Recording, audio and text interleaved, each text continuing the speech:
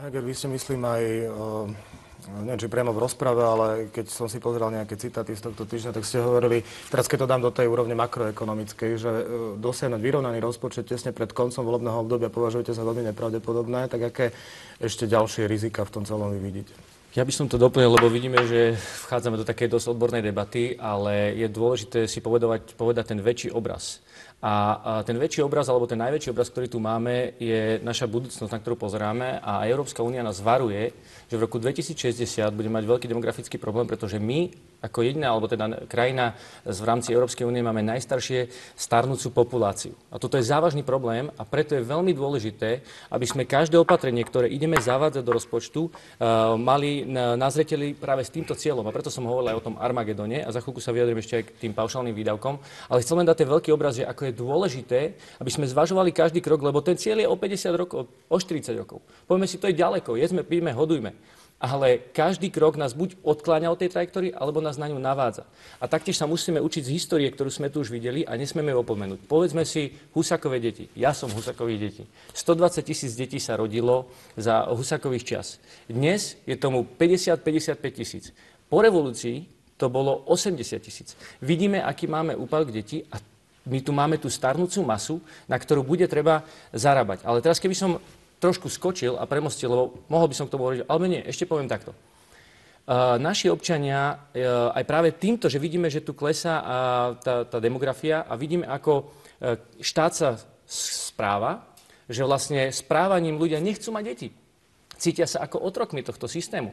Ale povedzme si na rovinu, ľudia sú vlastníci štátu. Oni sú vlastníci štátu a každý jeden z nich je vlastník aj toho štátneho rozpočtu.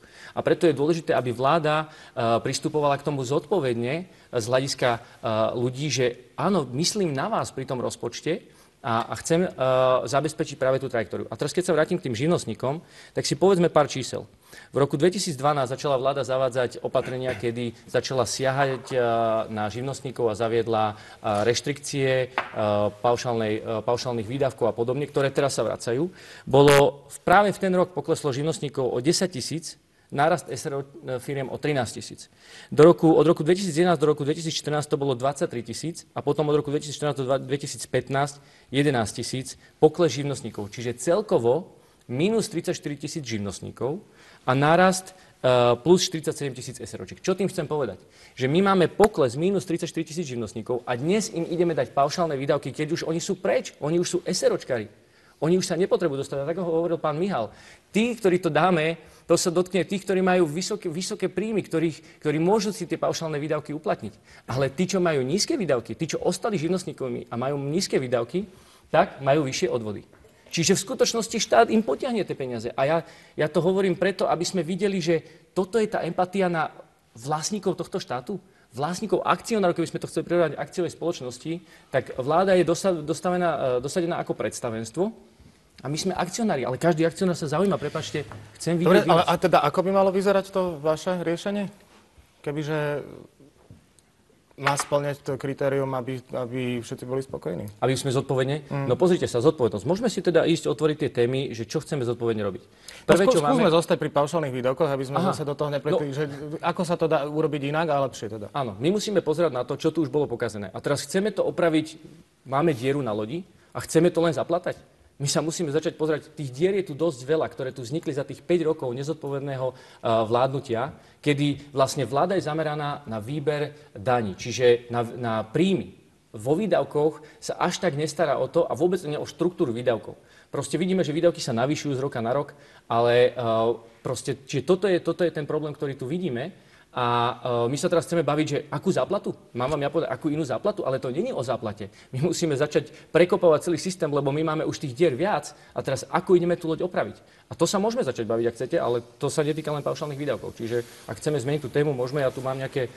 Čiže máme myslieť dlhodobo aj na demografický vývoj na Slovensku. No jednoznačne, pretože a tento rozpočet na to nemyslí. A na to nás varuje Európska únia už dlho.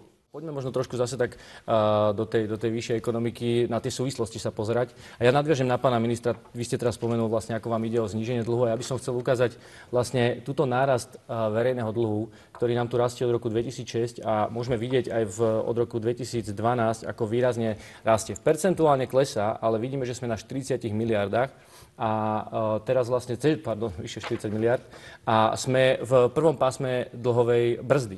Hovorím to preto, lebo ja som aj v rozprave hovoril viacej o takých nášlapných minách toho rozpočtu. A chcel by som, aby sme sa možno k tomuto trošku viacej vrátili, lebo teraz, keď hovoríme práve o tej rodinnej politike, o tom, že ide miliarda do rodinnej politiky, tak tu pán Mihal vysvetlil, že miliarda síce ide, ale ten nárast príjmov tu je, ale nezobrazuje sa to v náraste výdavkov na konkrétne dávky. A to je práve to, lebo teraz hovoríte vy, že mení sa výplata, pretože klesajú počet detí.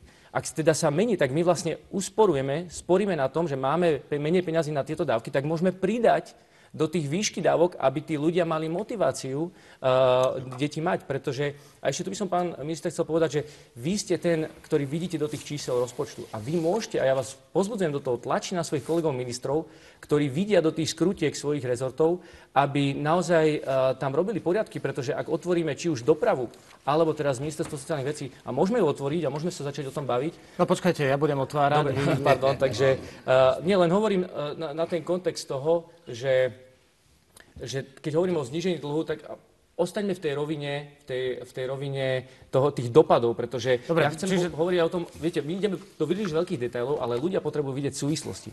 A my keď sa pozrieme na budúcoročné číslo a nevidíme ho v kontexte minulosti, ako pán Mihal tiež poukázal, že pozrite sa na ten vývoj, a nevidíme ho na dopad, že sa odsúva strednodobý cieľ, čiže vyrovnaný rozpočet, a odsúva sa už tretí rok, pôvodne bol plánovaný, už takmer na rok 2017 bol plánovaný na 0,5.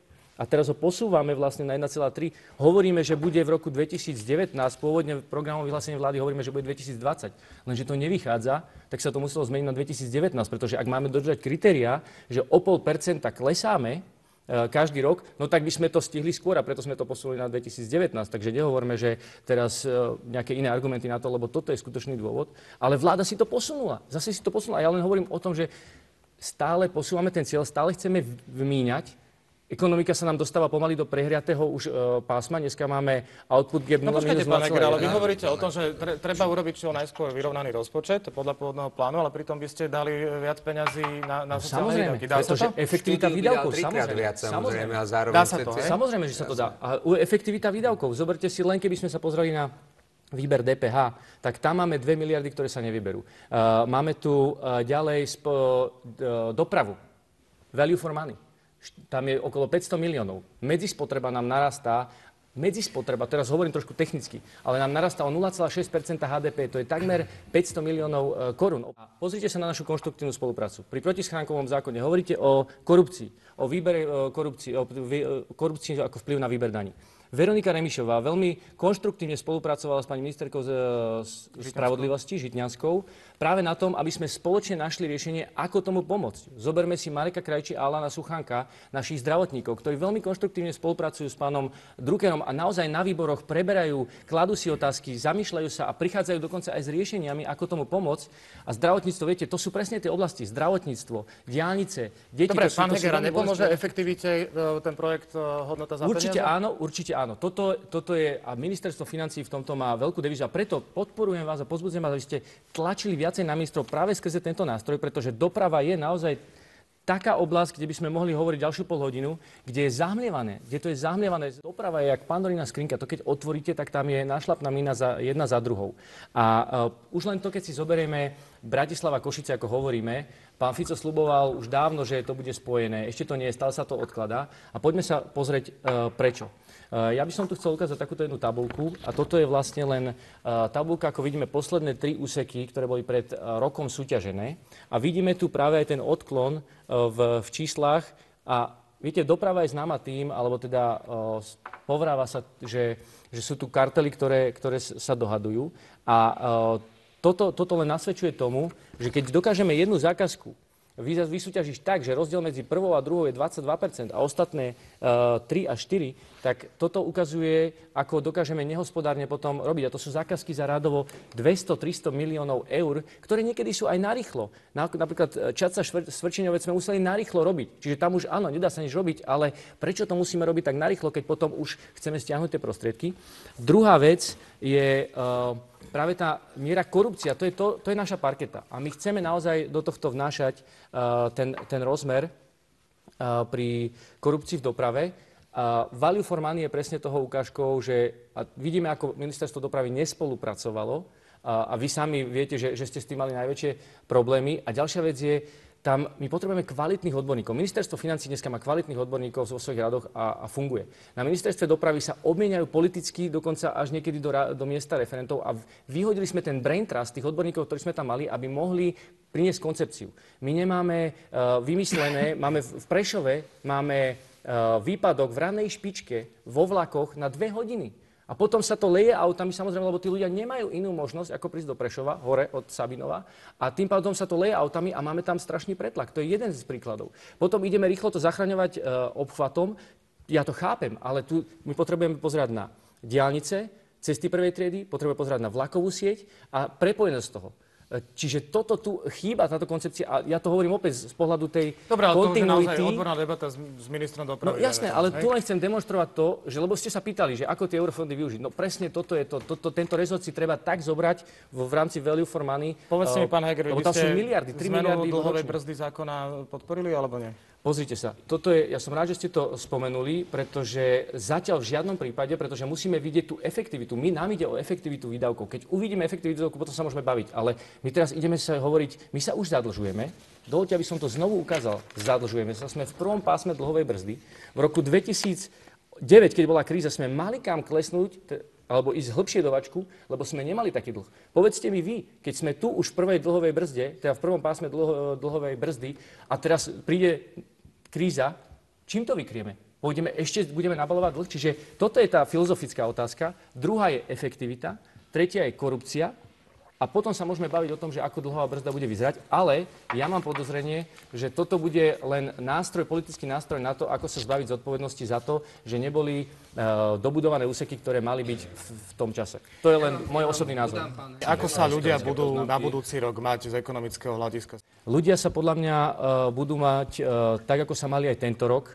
To znamená, že ľudia v regiónoch, ktorí žijú od výplaty z výplaty, to budú takisto žiť aj budúci rok a nepocítia vplyv tohto rozpočtu, pretože sa tu nerobia konštruktívne úspory vo výdavkoch a nehľadí sa tu práve na ten rok, čo som hovoril, 2060, kam smerujeme. Takže ja ľuďom nesľubujem žiadnu zatiaľ, nechcem ich strašiť, ale hovorím, poďme sa zmobilizovať, poďme pracovať na výdavkovej časti rozpočtu, poďme robiť efektívne veci, tak ako sme sa aj dneska v relácii bavili, pretože tí ľudia si zaslúžia, sú vlastníkmi tohto štátu, majú na to právo, toto nie je ako kuponová privatizácia, že potom to nakoniec išlo do koša.